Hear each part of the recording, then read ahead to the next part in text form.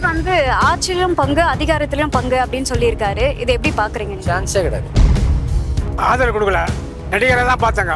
படம் நான் பார்ப்பேன், ஓட்டு போட மாட்டேன். சரத்குமார் எப்படியோ சமத்துவ மக்கள் கட்சியை ஆரம்பிச்சாரு, அவர் தேமுதிக 2 என்ன ஆச்சு போச்சு. அதே தான் விஜய் கதையும். சும்மா 100 படம் நடிச்சுட்டாக்கா வந்து சிஎம் ஆயிடணுமா?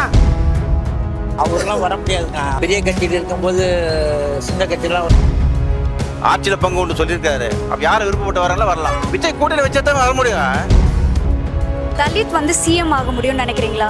இல்ல, எல்லாருமே ஈக்குவல் தான். எஸ்டி எஸ்சி நார்மல் எல்லாமே ஈக்குவல் தான். எல்லாருமே எலிஜிபிள். உங்க ஊரு? நான் வந்து பெங்காலி. அங்க அந்த மாதிரி ஒரு சிச்சுவேஷன் இருக்குன்னு நினைக்கிறீங்க? பிரிஞ்சு போயிருது, எல்லாமே பிரிஞ்சு போயிருது. 1008 தலைவர்கள்லாம் இருக்காங்க. அவங்க ஒருத்தர் வந்து காலம் வர்றதுலேயே இருந்தாங்களே தவிர யாரும் யாரோட தலைமையும் ஏற்றுக்க மாட்டாங்க. அவங்க திராவிட கட்சிகள் வந்து இந்த தலித் மக்கள் வந்து சரியா ஆட்சி நடத்த விடாது. நான் என் புள்ள, என் பேரனுக்கு பேரன் எல்லாம் உட்காரணும் பாதுகாவலர் சொல்றாங்களே தவிர உள்ளுக்குள்ள வந்து அது It wasn't possible before for an SC/ST person to become a CM, but it definitely should be in the future going forward, at least right now. வந்து தலித் இது மாதிரி முதலமைச்சர் ஆகலாமான்றதே எனக்கு என்னமோ தப்பான கேள்வியோ அப்படின்னு தோணுது. ஏன்னா முதல்ல நம்ம மனுஷங்களுக்குள்ள வந்து கேஸ்ட் வச்சு பிரித்து பார்க்கறதே தப்பு. யார் வேணா வரலாம், எந்த திறமையாக இருக்கிறவங்களும் சரி, அதுக்கான தகுதி இருக்கிறவங்களும் சரி, யார் வேணா நிற்கலாம். அப்படி பார்த்தா நம்மளோட நாட்டோட பிரசிடெண்ட்டே வந்து ஒரு தலித் சமுதாயத்தை சேர்ந்தவங்க தான். அவங்க தான் முதல் குடிமகளே. அப்படி இருக்கும்போது இந்த கேள்வியே வந்து அப்சர்ட் நான் நினைக்கிறேன். அதனால யார் எந்த தகுதி உள்ளவங்களுக்கும் சீஃப் மினிஸ்டராக வர்றதுக்கான தகுதி இருக்குது. நான் எந்த கேஸ்ட்டும் பார்த்து ஓட்டு போட மாட்டேன். எல்லாருக்கிட்டே நாலேஜ் இருக்கோ, அந்த கேப்பபிலிட்டி இருக்கோ, அதனால முடியும். எதுக்கே முடியாது. உங்க ஊரு? நான் வந்து Bengali. I am from north east. நான் இப்போ பெங்களூர்ல இருக்கிறேன். அங்க அந்த மாதிரி ஒரு சிச்சுவேஷன் இருக்குன்னு நினைக்கிறீங்க? நாங்கள் ஊர்ல இதை வரைக்கும் இப்படி பார்க்கல. ஆனால் அப்படிலாம் இல்லை, எல்லாருமே ஈக்குவல் தான். எஸ்டி எஸ்சி நார்மல் எல்லாமே ஈக்குவல் தான். எல்லாருமே எலிஜிபிள். ஹூ ஹேவ் கேப்பபிலிட்டி, யாருக்கிட்டே கேப்பபிலிட்டி இருக்கா அவங்க வந்து ஆக முடியும். எல்லாம் இவங்கள தான் குறிப்பிட்டுன்னு சொல்ல முடியாது தம்பி. யார் நல்லது செய்கிறாங்களோ அவங்க வந்தால் நல்லா இருக்கும். தலித்னா யார் நினைக்கிறீங்க? நான் குறிப்பிட்டு இவங்க தான் அவங்க தான் சொல்ல மாட்டேன். அது சொல்ல முடியாதுல்ல, எல்லா மக்களும் ஒன்று தானே. இப்போ இவங்க அவங்க நம்ம யாரையும் பிரிச்செல்லாம் பேச முடியாது. எல்லாரும் ஒன்று தான், எல்லாருக்கும் ஒரே ரத்தம் தான். தலித் வந்து சிஎம் ஆக முடியும்னு நினைக்கிறீங்களா? இல்ல. ஏன் அப்படி சொல்றீங்க?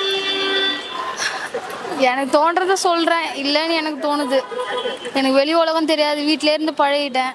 Well, it wasn't possible before for an SC/ST person to become a CM, but it definitely should be in the future going forward, at least right now. Yeah. You are supporting it or not? supporting, I am not supporting, but maybe possible. Why you are not supporting? I definitely support it. You just tell me why he is not accepting. I have no idea. He has his own opinions, I have my own opinions, but You tell me Yeah. why he is not accepting that. But he wants. He doesn't know politics. Yeah, I have no idea. Do you know who is Dalit? SC/ST No. caste. No, I don't follow politics. Like, will you see discrimination over people? I don't even know who that. I mean, I don't even ask anyone who is what caste you are. I wasn't raised that way, so I don't really care. Your father is telling that. He's from a different generation. We are from a different generation. So when the generation changes, Yeah, it doesn't. when the generation changes, there will be change. So we just have to wait. Yeah. You are supporting it. I don't care. I mean, I don't care if it's a lower caste or higher caste. If he's worthy enough, he should become. Yeah, if there's potential, they should just be elected and be CM. Yeah. Dalit எல்லாம் ஒன்று கூடினா same ஆகிறதுக்கு வாய்ப்பு இருக்கு. மக்கள் வந்து எல்லாம் ஒன்று கூடினா இன்னைக்கு திருமாவளவன் வர்றதுக்கு 100% வாய்ப்பு இருக்கு. ஆனால் திராவிட கட்சிகள் வந்து இந்த தலித் மக்கள் வந்து சரியாக ஆட்சி நடத்த விடாது. ஒரு தொகுதியை பொறுத்தவரையிலையும் ஒரு எம்எல்ஏ வந்துட்டா கூட மேலே இருக்கிற திராவிட கட்சிகள் வந்து அந்த எம்எல்ஏவை செயல்பட விடாது. இதுதான் 234 தொகுதியில் வந்து செயல்படுறதுக்கு வாய்ப்புகள் உண்டாக்க மாட்டாங்க. ஏன்னா அது வந்து 50 ஆண்டு காலம் வாழ்ந்த திராவிட கட்சிகள் வந்து எப்படி சொல்கிறது, நிறைய கோட்பாடு இருக்குது. திராவிட கட்சிகள் வந்து எந்த காரணத்தை கொண்டும் வளர விடாது. இந்த பாதுகாவலர் சொல்கிறாங்களே தவிர ஆனால் உள்ளுக்குள்ளே வந்து அது நிறைவேற்ற முடியாது. முழுமனதோடு வந்து செயல் முடியாது. பாதுகாவலர் சொல்கிறாங்க, அவங்களோட கூட நாங்கள் ஒரு மனமாக உட்கார முடியுமா? உட்கார முடியாது. எப்படி இருந்தாலும் ஒரு பக்கம் தள்ளி தான் உட்காரணும், உட்கார வைப்பாங்க. அவங்களுடைய 50 ஆண்டு வாழ்க்கையில் வந்து நாங்கள் சரிப்பட முடியும். இதுதான். விஜய் வந்து ஆட்சியிலும் பங்கு அதிகாரத்திலும் பங்கு அப்படின்னு சொல்லியிருக்காரு. இதை எப்படி பாக்குறீங்க நீங்க? சான்ஸே கிடையாது. ஏன் சொல்றீங்க அப்படி? திராவிட கட்சிகள் விடவே விடாது. இந்த 50 ஆண்டு கால வாழ்க்கையில் வந்து புதுசாக வந்து இவர் வந்து சொல்கிறாருன்னு சொன்னால் யாருமே செய்ய முடியாது, அதை செய்ய விட மாட்டாங்க. ஆமாம், அடுத்த ஆள் வந்து அந்த சீட்டில் உட்காரன்னு அவசியம் எதிர்பார்க்க மாட்டாங்க. நான் என் புள்ள என் பேரனுக்கு பேரன் எல்லாம் அதில் உட்காரணும் தீர்மானங்களே, வேற ஒன்றும் கிடையாது. ஆகலாம். எப்படி? அவங்களோட பாப்புலேஷன் பார்த்து ஓட்டு போட்டாங்கன்னா ஆகலாம். அது வந்து எல்லாம் காசு கொடுத்து ஓட்டை வாங்கிட்டு அவங்க யாரையும் ஒரு கொண்டாட மாட்டேங்கிறாங்க, அவ்வளோதான். இப்படி தான் பரவாயில்லன்னு நினைக்கிறேன். ஒரு தலித் இல்லையே?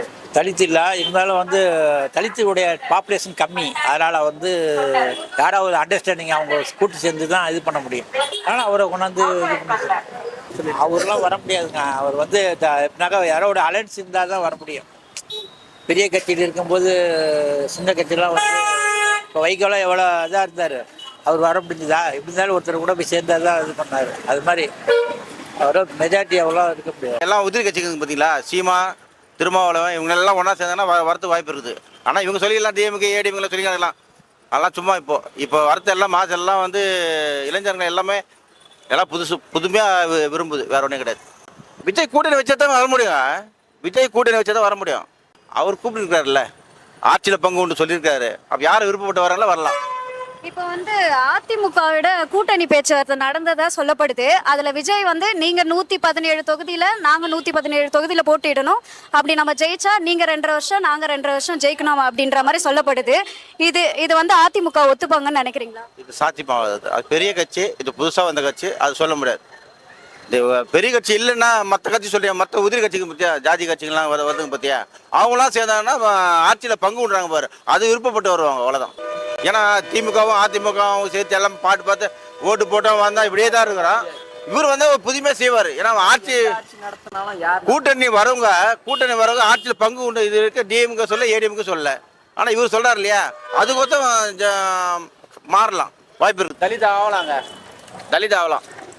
எப்படி ஆக முடியும், எப்படி ஆகும்? கெப்பாசிட்டி இருக்குது, ஆக முடியும். ஆக முடியல.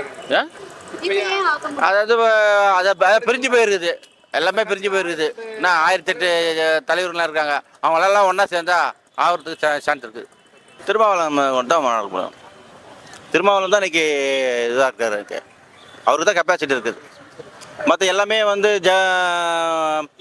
இவர் மூர்த்தியார் எல்லாம் வந்து கம்மியாக தான் இருக்காங்க. மற்ற மூர்த்தியார் அந்த மெட்ராஸ் இருக்கிற யார் அவரெல்லாம் எல்லாம் கம்மியாக தான் இருக்காங்க. இவர் தான் ரொம்ப நம்பர் 1 டாப்பில் இருக்கார். இவர் ஏதாவது கூட்டணி சேர்ந்தால் வரத்துக்கு வாய்ப்பு இருக்குது, ஒன்றும் மாற்றமாக கிடையாது. அவர் ஆதரவு கொடுக்கல, நடிகரை தான் பார்த்தாங்க. படம் நான் பார்ப்பேன், ஓட்டு போட மாட்டேன். இது விஜயகாந்த்க்கு சொல்லிட்டாங்க மக்கள், இது சரத்குமாருக்கு சொல்லிட்டாங்க. நான் படம் பார்ப்பேன் ஆனால் ஓட்டு போட மாட்டேன். அதே கதை தான் இப்போ விஜய்க்கு. படம் பார்ப்பேன் ஆனால் ஓட்டு போட மாட்டேன், ஆனால் ஓட்டு விடாது அவருக்கு. விஜயகாந்த் எப்படியோ சரத்குமார் எப்படியோ சமத்துவ மக்கள் கட்சின்னு ஆரம்பித்தார். அவர் தேமுதிக 2 ஆச்சு போச்சு. இன்னைக்கு இல்லை, அந்த கட்சியே இல்லை இப்போது. அதனால் அதே தான் விஜய் கதையும். சும்மா தான் 100 படம் நடிச்சிட்டாக்கா வந்து சிஎம் ஆகிடணுமா? அது பெரிய தப்பு தெரியுமா ஒவ்வொரு நடிக்கணும். தமிழ்நாட்டில் வந்து உங்களுக்கு முதல்ல வந்து ரெட்டைமலை சீனிவாசன்லேருந்து நிறைய பேர் தலித்துங்க பல மொழி கற்றுக்கிட்டு சன்ஸ்கிருதம் உட்பட கற்றுக்கிட்டு அவங்க வந்து பெரிய பெரிய இதெல்லாம் பதவியெல்லாம் இருந்துட்டு வந்திருக்காங்க. அதுக்கப்புறம் வந்து சில வேண்டத்தகாத தலைவர்களால் வந்து சந்தர்ப்ப சூழ்நிலையில் தலித்துங்க வந்து பின்னுக்கு தள்ளப்பட்டாங்க.